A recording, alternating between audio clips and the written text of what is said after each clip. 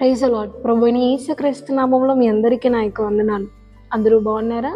ప్రతిదినం దేవుని యొక్క వాగ్దానం ద్వారా మీరు ఎంతగానో బలపరచబడుతున్నారని ఆశిస్తున్నాను. మరి ఈ ఉదయకాల సమయంలో దేవుని యొక్క వాగ్దానాన్ని చదువుకుందాం. పేతురు రాసిన మొదటి పత్రిక 5వ అధ్యాయము 7వ వచనము.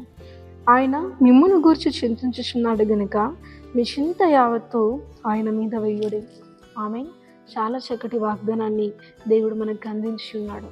దేవుని యొక్క వాగ్దానము వాక్యము మనకి ఏమైనా సెలవిస్తుంది అంటే, దేవుడు మనల్ని గురించి చింతిస్తున్నాడు. మన లైఫ్ ఎలా ఉండబోతుంది, మన ఫ్యూచర్ ఎలా ఉంటే బాగుంటుంది, మనకి ఏది ఉంటే బాగుంటుంది, ఏది లేకపోతే బాగుంటుంది అని నీకంటే ఎక్కువగా నాకంటే ఎక్కువగా చింత మన మీద ఎవరికి ఉంది అంటే, ప్రాణాలే పెట్టి మన కోసం మనల్ని కన్న యేసయ్యకు మన మీద చింత అనేది దేవుడికి మన మీద ఉన్నదండి.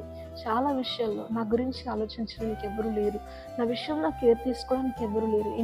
ఎన్ని రోజులు నీ భారాన్ని మొయ్యాలి, నా భారము నేను భరించినంత గొప్పది, నాకెందుకు ఈ సమస్యలు, ఏంటి ఈ జీవితం, ఒక ముగింపు లేని జీవితం ఎందుకు, ప్రశాంతత లేని జీవితం ఎందుకు అని చాలాసార్లు చింతతో, అంటే ముందు రోజుల్ని ఇప్పుడు నీకున్న పరిస్థితుల ద్వారా నా ముందు రోజులు అసలు ఎలా గడుస్తాయని చింతిస్తూ భవిష్యత్తు గురించి ఆలోచిస్తూ ఎంతగానో బాధపడుతూ ఉన్నావేమో. కానీ అలా ఎంత మాత్రం నువ్వు బాధపడకూడదు. దేవుని యొక్క వాక్యం మనకు సెలవిస్తుంది ఏంటంటే, నీకంటే ఎక్కువగా దేవుడు మన విషయంలో చింతపడుతున్నాడు అని దేవుని వాక్యం అనేది మనకు సెలవిస్తుంది. మనకి ఏదైతే బాగుంటుంది, ఏది ఉంటే బాగుంటుంది, ఏది లేకపోతే బాగుంటుంది, ఏది ఇస్తే బాగుంటుంది, ఏది ఇవ్వకపోతే బాగుంటుంది అనేది దేవుడు బాగా ఆలోచించి మన విషయంలో మన కేర్ని తీసుకొని దేవుడు మనకు అందిస్తూ ఉంటాడండి. కాబట్టి నీ తల్లిదండ్రులు నీ గురించి చింతించకపోవచ్చు, ఇంకా నీకు వయసు వచ్చాక వాళ్ళది వాళ్ళు చూసుకుంటారని వదిలేయచ్చు. నీ ఫ్రెండ్స్ అయితే ఇంకా నీ గురించి చింతించకపోవచ్చు, ఎందుకంటే వాళ్ళ గురించి చింతించడానికి వాళ్ళకి టైం ఉండకపోవచ్చు. సో కానీ నీ కోసం చింతించాడు అంటే, చింతించడం అంటే ఎప్పుడు ఇంకేది ఇవ్వాలి, ఏమి ఇవ్వాలి, ఎలా ఎలా అని ఒకళ్ళు మనుషుల గురించి చింతించడానికి, అయ్యో ఆయన జీవితం ఎలా ఉంది, ఎలా ఎలా ఇలా మాత్రమే చింతించగలుగుతారు. కానీ క్రియారూపకంగా వాళ్ళ చింతను వాళ్ళు నీ గురించి చింతించి వాళ్ళు ఏమీ చేయలేకపోతారు. కానీ దేవుడు మాత్రం నీ గురించి చింతించడం ఆరంభించారనుకోండి, రేపటి కోసం నీకు అన్నీ సమకూరుస్తాడు. కాబట్టి దేవుని వాక్యం సెలవిస్తుంది, మీ గురించి మీరు చింతించకండి. చింతించి చింతని మీరు ఎంతగానో చింతించి అంత మాత్రం పొంగిపోకండి. మొదటగా నా నీతిని, నా రాజ్యాన్ని వెతకండి, అప్పుడు మీకు అన్నీ మిమ్మల్ని వెంబడించుకుంటూ వస్తాయి అని దేవుని యొక్క వాక్యం సెలవిస్తుందా ఉంటుంది. మీరు గతించిన రోజుల్ని, ఉంటున్న పరిస్థితిని గుర్తు చేసుకుంటే ఎప్పుడు నా భవిష్యత్తు ఏంటి, నా భవిష్యత్తు ఏంటి అని మీరు చింతించారనుకోండి, మీ జీవితంలో ఇంకా మీరు ముందటికి వెళ్ళలేరు. కానీ ఆ చింతలన్నీ మానేసి, మీ భవిష్యత్తు ఎలా ఉంటుందో అన్న చింత అనేది మానేసి, నా యేసయ్య నా గురించి చింతించడానికి ఉన్నాడు అని మొదటగా ఆయన నీతిని, ఆయన రాజ్యాన్ని మీరు వెతికినట్టయితే నీ ఊహలకు అందని రీతిగా నీ భవిష్యత్తు అనేది ఒక చక్కటి రూపంలోనికి దేవుడు తీసుకెళ్తాడండి.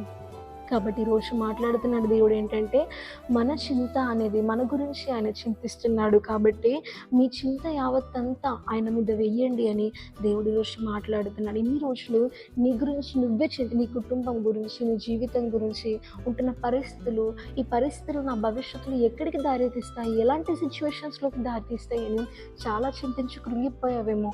కానీ ఒక్కసారి దేవుని వైపు చూడు, నీ చింతతో ఆయన మీద వెయ్యి, మోయడానికి ఆయన సిద్ధంగా ఉన్నాడు.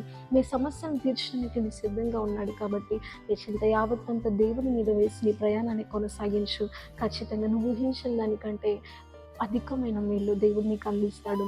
ఈ వాగ్దానం దేవుడు ప్రతి జీవితంలో నెరవేర్చునుగాక. ఆమేన్. ప్రార్థన చేసుకుందాం. పరలోకమందున్న మా తండ్రి, నీకు మహిమ కలుగును గాక. చాలా చక్కటి వాగ్దానాన్ని మాకు అందించినందుకు నీకు వందనాలు. మీ రోజుల గురించి మా గురించి చింతించే వాళ్ళు ఎవ్వరూ లేరు అని అనుకోని తండ్రి, మేమే బాగా ఆలోచించి మా ఫ్యూచర్ గురించి మేము ఎంతగానో డిప్రెషన్లోకి వెళ్ళిపోయామేమో తండ్రి. కానీ ఈరోజు ఇంకా చింతించడం ఆపేయండి. నీ కొరకు చింతించడానికి నేను ఉన్నాను. నేను చింతిస్తే, నేను నీ గురించి ఆలోచిస్తే నీ భవిష్యత్తును ఒక మంచి నా ఆలోచన విధానం ప్రకారంగా నేను తీసుకెళ్ళగలను. ఈరోజు మాతో మాట్లాడి నీ వాగ్దానం ద్వారా బలపరిచినందుకు నీకు వందనాలు.